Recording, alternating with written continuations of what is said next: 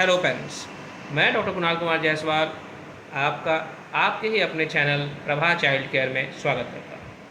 तो पेरेंट्स, आज हम बात करेंगे बहुत ही कॉमन टॉपिक पे, विच विल बी फीवर, बुखार।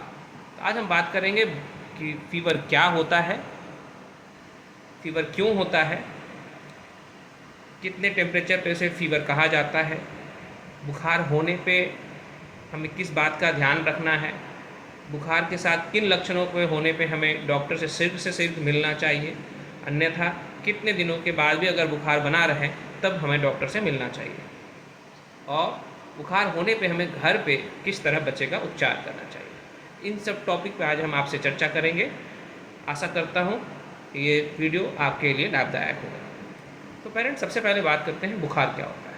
हमें पहले ये समझना है कि बुखार कोई बीमारी नहीं होती।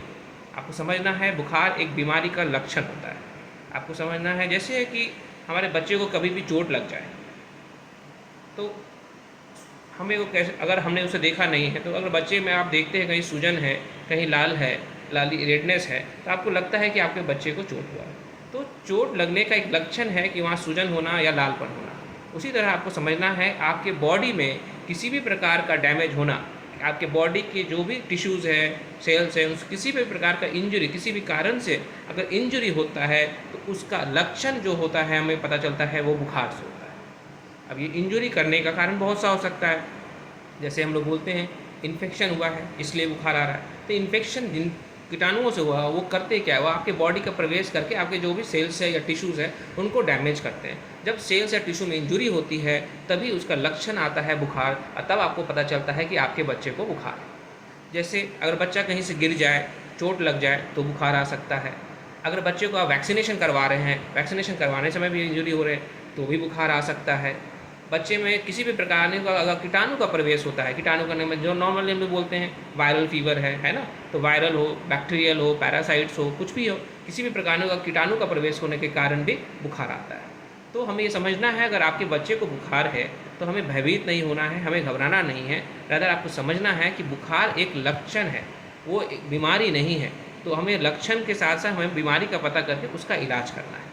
तो बुखार आना अच्छी बात है कि आपको पता चलता है कि आपके बच्चे में किसी न किसी प्रकार का इंजरी हुआ है। अगर बुखार आएगा ही नहीं तो इंजरी अंदर में होगा और होता चला जाएगा, वो ज़्यादा नुकसानदायक है। क्योंकि हम लास्ट में ये भी बात करेंगे किन बच्चों में इंजरी होने के बाद भी बुखार नहीं आता है, क्यों नहीं आता, वो कितना हानिकारक हो सकता है। तो इसे हम बुखार कहते हैं। अब बुखार मापने का क्या तरीका होता है। नॉर्मली हमारा बॉडी का टेम्परेचर 98.4 हम लोग नॉर्मल टेम्परेचर बोलते हैं, 100 से ऊपर को हम फीवर बोलते हैं। बट वो भी किस पोजीशन पे, किस पार्ट ऑफ बॉडी में आप मेज़र कर रहे हैं उसके हाथ से डिफाइन किया है। पर जो रेक्टल होता है, जो पोटी के एरिया होता है, वहाँ जो हम बोलते हैं जो बॉडी का जो कोर टेम्परेचर है उसके लिए सबसे बेस्ट जगह होती है, तो उसको मेज़र करने के लिए हम लोग रेक्टल टेम्परेचर लेते हैं।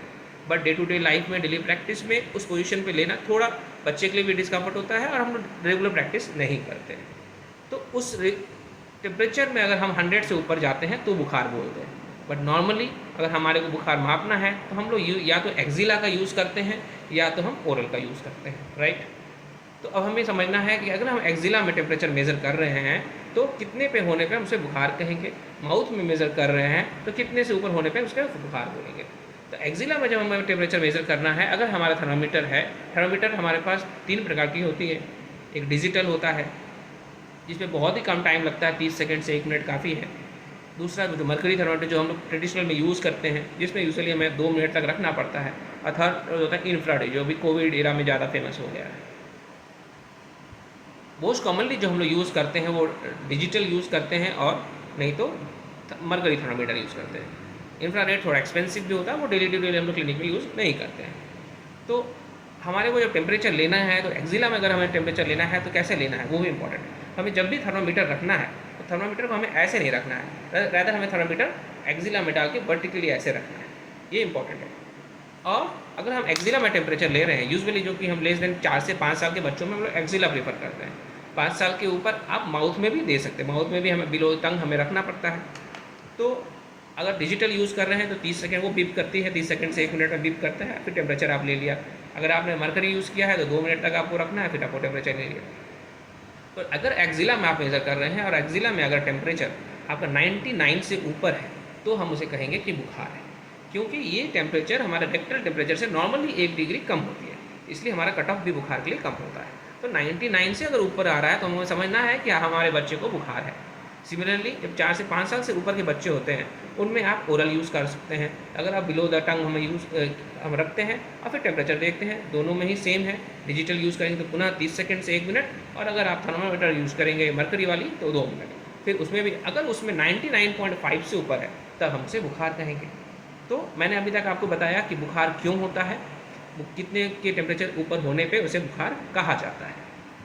अब बुखार होने पे हमें घर पे करना क्या है? अगर बुखार है तो नॉर्मली आप अगर पहले भी पीडियाट्रिशियन को दिखा, अगर न्यूबॉर्न्स नहीं है, अगर आप बच्चे को पहले भी दिखा चुके हैं वैक्सीनेशन के पर्पज से या किसी भी कारण से बुखार से, तो जो भी आपके पास लास्ट प्रिस्क्रिप्शंस है उस पर देख के जो भी बुखार की दवाई डॉक्टर ने आपको सलाह दी है उसको देख के आप बुखार का दवाई दे सकते हैं। इनकेस बहुत टाइम ड्यूरेशन हो गया है, 3 महीना 6 महीने से ऊपर का प्रिस्क्रिप्शन है, तो आप डॉक्टर को कंसल्ट कर सकते हैं कि अभी बच्चे का उम्र के हिसाब, क्योंकि वजन के हिसाब से टेम्परेचर हमको डोज बढ़ाना पड़ता है। अदरवाइज लास्ट जो भी प्रिस्क्रिप्शन है उसके हिसाब से जो भी डॉक्टर साहब ने लिखा है उसके हिसाब से आप दवाई दे सकते हैं। कॉमनली दवाई जो हम लोग यूज़ करते हैं वो पैरासीटामोल यूज़ करते हैं। बहुत ही तेज़ बुखार यूज़ होने पे हम लोग आइबुप्रोफेन नाम का दवाई यूज़ करते हैं।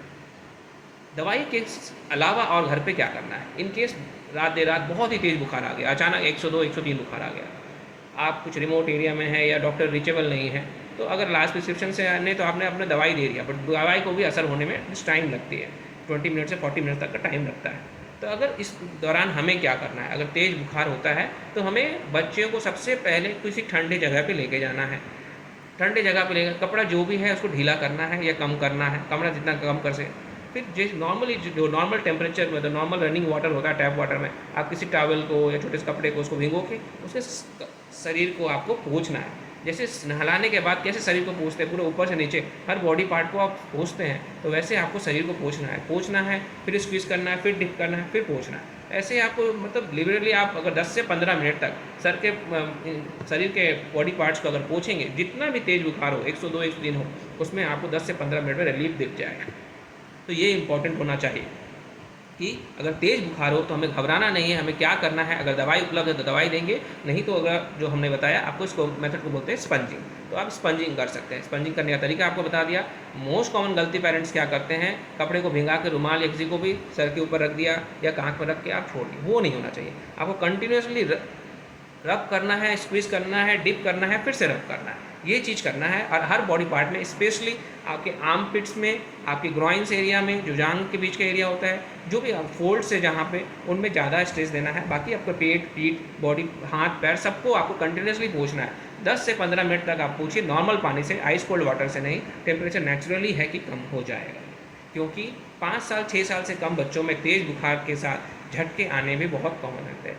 वो झटका एक्यूट, उसको फेब्राइल सीजर बोलते हैं, घबराना नहीं चाहिए, बट उस झटके का मेन कारण कभी कभी बुखार ही होता है।